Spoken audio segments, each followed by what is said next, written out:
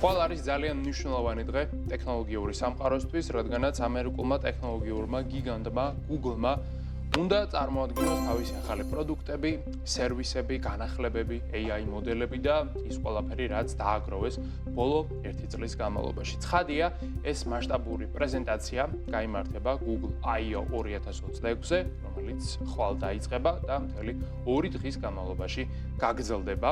ზოგადად I/O-სთან დაკავშირებით ყოველთვის ძალიან დიდი მოლოდინებია, რადგანაც Google-ის მთავარი სიახლეები ყოველთვის ამ ივენტზე არის ხოლმე წარმოდგენილი და ალბათ არც ეს არ იქნება გამონაკლისი. სიახლეებს რაც შეეხება პირველ რიგში ეს მთავარი მოვლენა, რაც ყველას ყურადღების ცენტრში არის ახლა, არის დაკავშირებული Gemini-სთან. ამ ხელოვნურმა ინტელექტმა უნდა მიიღოს დიდი მასშტაბური განახლება. მისი სახელი Gemini 3.5 იქნება თუ Gemini 4 ჯერ არ ვიცით, მაგრამ დაახლოებით ასეთი დონის განახლებასთან გვექნება საქმე და წესით Gemini 3.5-მა უკვე კონკურენცია უნდა გაუწიოს Anthropic-ის უახლეს მოდელს და თეორიულად უნდა გამოვიდეს კიდევ ერთი მოდელი, Pro ვერსია, მხოლოდ Enterprise-ის და Pro მომხმარებლებისთვის, რომელთაც წესით ექნებათ შესაძლებლობა, რომ ისარგებლონ უკვე Gemini-ის აგენტური ფუნქციონალიტეტი. რადგანაც ეს იქნება წესით ამ პრეზენტაციის მთელი ამოსავალი წერტილი. აგენტური AI. თუ აქამდე მხოლოდ მარტივმოდალობიან AI-სთან მქონდა საქმე, ანუ AI-სთან რომელთანაც გვაქვს უბრალოდ კომუნიკაცია და შეგვიძლია რაღაცების გენერირება, ახლა უკვე ეტაპობრივად გადავდივართ AI აღსრულების ეპოქაში, რა დროსაც ხელოვნური ინტელექტი არ არის ხელსაწყო, არამედ არის უკვე უშუალოდ აგენტი, რომელსაც ვაძლევთ კონკრეტულ პარამეტრებს, კონკრეტულ დავალებას და შემდეგ უკვე ის გზადაგზა თავად იღებს გადაწყვეტილებებს, თავად აღასრულებს, რაც საჭიროა იმას და შესაბამისი манипуляციებისა და ჩართულობის შედეგად ის ახერხებს დასახული მიზნების მიღწევას. მინიმალურად გავერთობთ რეალურად. მხოლოდ ვადასტურებთ და ვაძლევთ მიმართულებას. რა თქმა უნდა, თუ გვინდა აპლიკაციის შექმნა, ვეუბნებით რისთვის გვინდა ეს აპლიკაცია და რა უნდა იყოს მის ფუნქციონალში, მაგრამ უშუალოდ ღილაკი როგორ დაამზადოს და ასე ვთქვათ, რა ფერი იყოს ეს აპლიკაცია, ამას თავად მოიფიქრებს AI აგენტი. ცხადია, აპლიკაციების შექმნა აღარ არის ახალი, უკვე კარგად მობეზრებული ამბავიცაა, ვისაც ჰქონდა ინტერესი და სპორტული ჟინი აპლიკაციის შექმნის, ალბათ უკვე შექმნა კიდეც Claude მთელი წლის განმავლობაში ამის მეც არაფერს არ აკეთებდა, მაგრამ Google გვთავაზობს უფრო განსხვავებულ მიდგომას, რადგანაც Google, რა თქმა უნდა, გაცილებით დიდი კომპანია, ვიდრე Anthropic-ი, მას შეუძლია რომ უფრო ფართო დანიშნულების AI შემოგთავაზობს და მე პირადად მაქვს მოლოდინი იმისა, რომ Gemini-ის AI agent mode იქნება უფრო მარტივად გასაგები და მოიხმარდეს იქნება ნაკლებ ტექნიკურ ცოდნას, ვიდრე სხვა ნებისმიერი ხელსაწყო, რომელიც დღეს არის წარმოდგენილი ბაზარზე. ამ მიმართულებით ჩვენის დაგვრჩენია დავალოდოთ რა მოხდება მომდევნო 24 საათში. ამას გარდა Google ოფიციალურად წარმოადგენს უკვე Android-ის განახლების ფინალურ ვერსიას, ფაქტობრივად ეს იქნება ის აპდეიტი, რომელსაც მივიღებთ Android-ის მომხმარებლები ამ წლის განმავლობაში. რამდენიმე სიახლე უკვე გამოჩნდა, ვიზუალი შეცვლილია, ასევე Gemini-ის ინტეგრაციის ხარისხი 1/1000 არის გაზრდილი. ინტეგრაცია აღარ არის.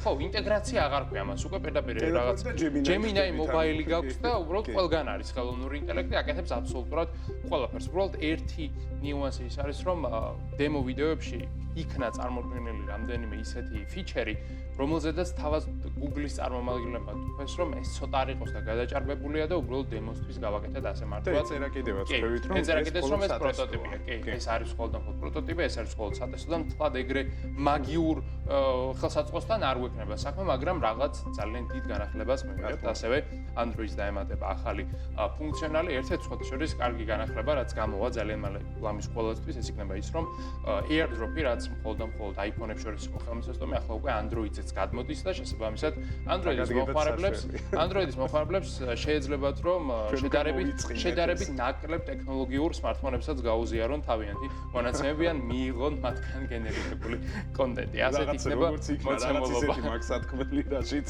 მანდაც არის კონტრარგუმენტი.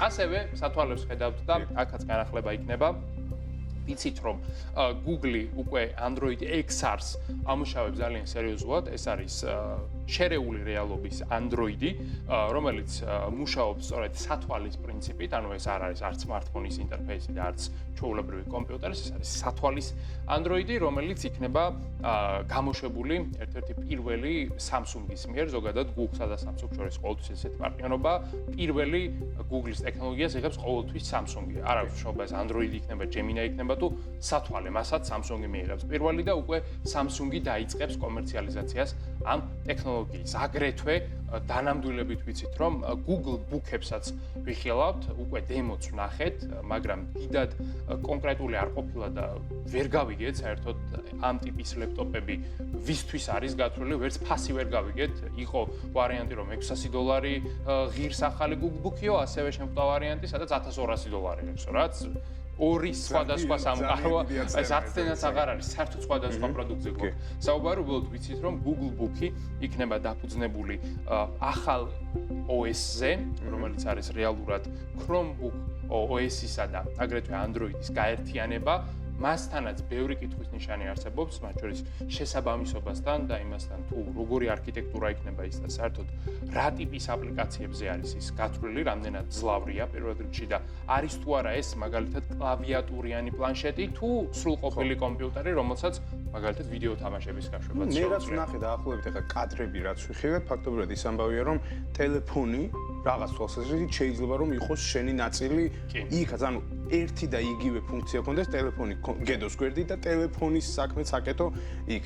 აქვე სპეციალურად ვახსენე ეს, იმიტომ რომ ეს Apple-ში უკვე კარგახანია გვაქვს. არის და სწორედ ეს არის ერთ-ერთი ნიუანსი, აი რაც Windows-თან ვერ დამკვიდრდება. მიუხედავად იმისა, რომ არსებობს ხელსაწყოები ამისათვის, ძალიან მარტივად შემიძლია ჩემი smartphone-ი დაუკავშირო Windows, მაინც იმდენად რაღაცნაირად ტკივნეული და არაკომფორტული პროცესია, რომ არასოდეს გამოვიყენებ.